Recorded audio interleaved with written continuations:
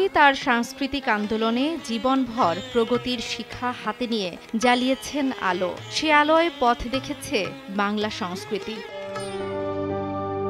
সঞ্জিদা খাতুনের জীবন পরিক্রমা আর বাংলাদেশের জাতীয় জাগরণ যেন হাতে হাত ধরে চলেছে। তাই তো তার এই চলে যাওয়ায় যেন মুহূর্তেই থমকে গেছে দেশের সংস্কৃতি অঙ্গন। নিউমোনিয়া, বুকের ইনফেকশন এবং সেটারই জটিলতায় সেপটিক শকে উনি ছিলেন।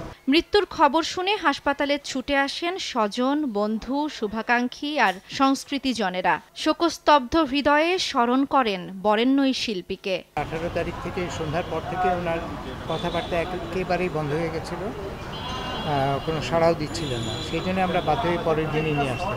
সঞ্জিদা খাতুনের লেখা আর তার ভাবনার একটি বড় অংশ জুড়ে ছিল রবীন্দ্রসঙ্গীত। কেবল গাওয়া নয়, গুরুত্বপূর্ণ ভূমিকা রেখেছেন রবীন্দ্রসঙ্গীতকে জনমানসে পৌঁছে দেওয়ার কাজেও। দেশের সবচেয়ে বড় সাংস্কৃতিক প্রতিষ্ঠান ছায়ানট গড়ে তোলার অনন্য কারিগর ছিলেন তিনি। তার যে সঙ্গীতের সাধনা, সংস্কৃতির সাধনা, সেটা অপরের মধ্যে দিয়ে যাওয়ার যে চেষ্টা করে গেছেন, সেটার কোনো তুলনা নেই। আমি মহিষী নারী বলতে যা আমি বোঝাই, আমার চোখে উনি তেমন একজন ব্যক্তিত্ব। ওনার কারণে ছায়ানটটা প্রতিষ্ঠিত হয় এবং রবীন্দ্রনাথের যে গান, রবীন্দ্রসঙ্গীত, সেটা প্রতিষ্ঠিত হয় বাংলাদেশে। বুধবার দুপুর 12:30টায় সঞ্জিদা খাতুনের মরদেহ নিয়ে যাওয়া হবে ছায়ানট প্রাঙ্গণে। জান্নাতুল দোলনা, সময় সংবাদ, ঢাকা।